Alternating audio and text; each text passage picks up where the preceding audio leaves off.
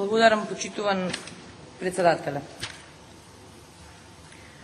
Почитувани граѓани, денес го разгледуваме извештајот за работата на Македонската радио и телевизија за 2011 година. Македонска радио телевизија. Се надевам дека се сеќавате сите колку некогаш тоа мокно звучеше кога ќе се каже. Каков престиж беше за младите новинари да успеат да влезат и да се квалификуваат за стажирање во Македонската радио телевизија, а камоли да добијат тамо работно место. Скоро половина од сега искусните новинари кои што се веќе уредници во различните медиуми ја започнале својата кариера и се едуцирали, надградувале токму работејќи во МТВ. Таму почнали и се едуцирали и огромен број на сниматели, на монтажери, на камермани и на новинари кои што сега се основа на работата на медиумите во Република Македонија. И од едно такво звучно име, денеска гледаме состојба која што е навистина жална. Гледаме партиска програма за која што плаќа секој граѓанин на оваа држава без оглед за кого гласал, и тоа плаќа најмалку 2 пати и преку радиодифузната такса и преку парите од буџетот кои што се трансферираат до МТВ, а се собираат од граѓаните. А доколку имате и тезга на пазар, или возите такси, или имате здравствена ординација, ќе плаќате и по трет пат, благодарение на радиодифузната такса за трговци поединци, која што оваа влада ја воведе. Изгора на сето тоа, денеска ни се доставува извештај во Собранието на Република Македонија која рефлектира оваа жална состојба и од нас се очекува да го гласаме, иако пола од работите наведени во него се во блага рака небулозни.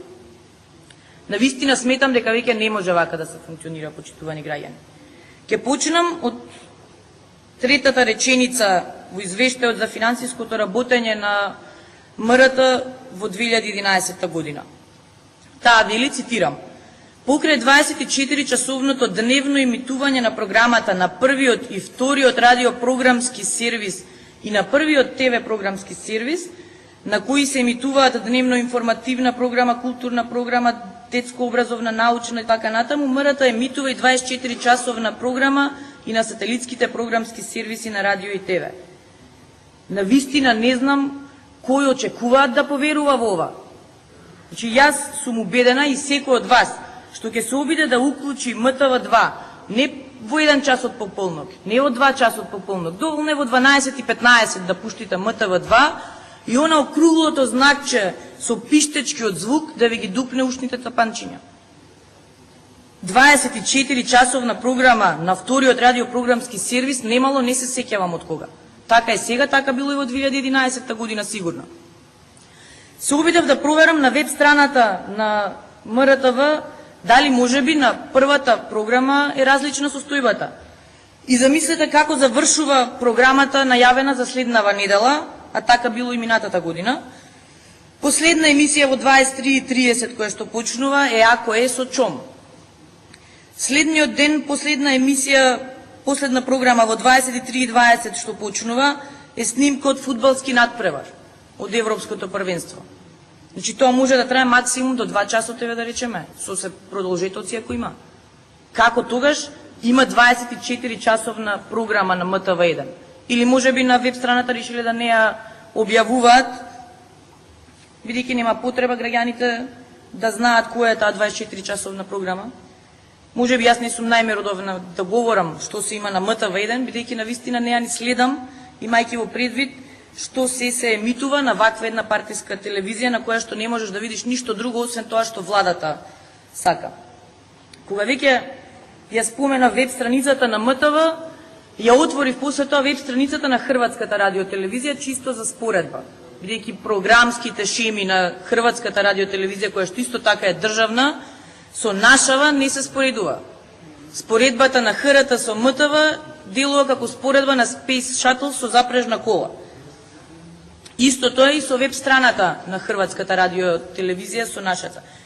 Она што ми падна прво во очи е фактот дека таму страницата започнува со еден линк кој што вели "за нас".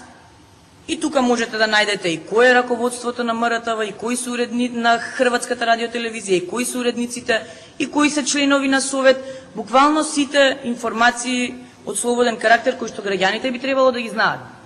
Се обидов истото да го најдам на веб страницата на МРТВ. Не можеш да најдеш ни кои се раководство на Македонската радиотелевизија, ни кои се уредници, ни кои се членови на совет, основните информации. Обидувајќи се по линковите да најдам барем дел од информациите, дојдов до линк инфо, на кој што се надевав дека ќе ги најдам ваквите основни информации што треба да се знаат. И таму успеав да најдам само итни телефони, кој е телефонскиот број кој треба полиција, брза помош, пожарна, некакви соопштенија, тендери и слично, меѓутоа да се обидеш да најдеш на веб страницата на МРТВ кој е раководството, кој е тој што одлучува за тоа што ќе го гледаме, а сме го платиле во најмала рака 3 пати, не успеав да најдам, нити пак знам на кој начин може да се информирам. Во делот од бројките во финансискиот извештај нема да навлегувам, бидејќи не се сметам за финансиски експерт. Она што мислам дека треба да го потенцираме фактот дека за 2011 година МРТ има добиено неповолно мислење од Друштво за ревизија Цензум Доел Скопје. Значи, овластениот ревизор дава неповолно мислење поради значењето на прашањата објаснети во претходниот пасус, финансиските извештаи не ја презентираат објективно финансиската состојба на ЈП Македонска радиотелевизија. И можеби јас не сум експерт, меѓутоа сметам дека ревизорите се. Заради сето тоа не ми е јасно како господинот председател на Советот на МРТ не убедува дека они така постапувале само затоа што ги следеле законите на Република Македонија. Па ревизориве по кои закони работат? Ако може они според истите тие закони да дадат неповолно мислење, не можам да сватам како може Советот да го прифати ваквиот финансиски извештај, повикувајќи се повторно на истите закони според кои што од оние што се стручни добиле негативно мислење. Исто така, ако ги сублимираме бројките, излегува дека на приватни продукции за снимање на документарецот кој што се емитуваше на МРТВ по повод 20 години од независноста исплатени се неверојатни 1.230.000 евра. Или, почитувани граѓани, според пресметките, една епизода ги чини граѓаните 60.000 евра. Или 1000 евра за секоја минута од документарецот. Навистина не ми е јасно како може толку да чини една продукција.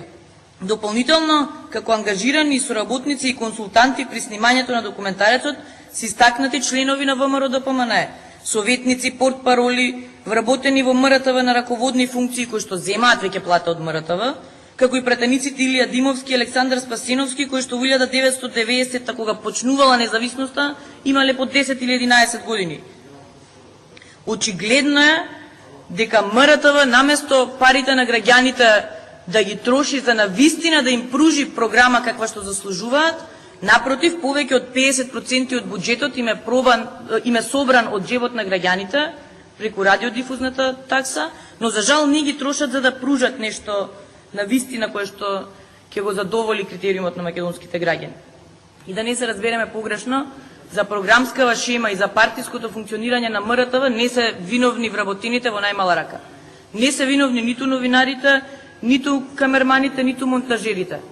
Проблемот е што раководствата кои што оваа влада ги става немаат политичка волја. Напротив, имавме увиди и со двојни директори, и со донесување на странци директори со огромни плати кои што работеа во МРТВ и за жал програмската шема не се подобри. Се надевам дека во некое идно време ќе се обидете барем на вработените кои што си ја знаат работата, да им дадете доволно простор и можност на рад да се обавуваат професионално и сигурна сум дека на тој начин програмите на МРТВ во најмала рака ќе бидат барем дупло пошаренолики и поинтересни за граѓаните на Република Македонија.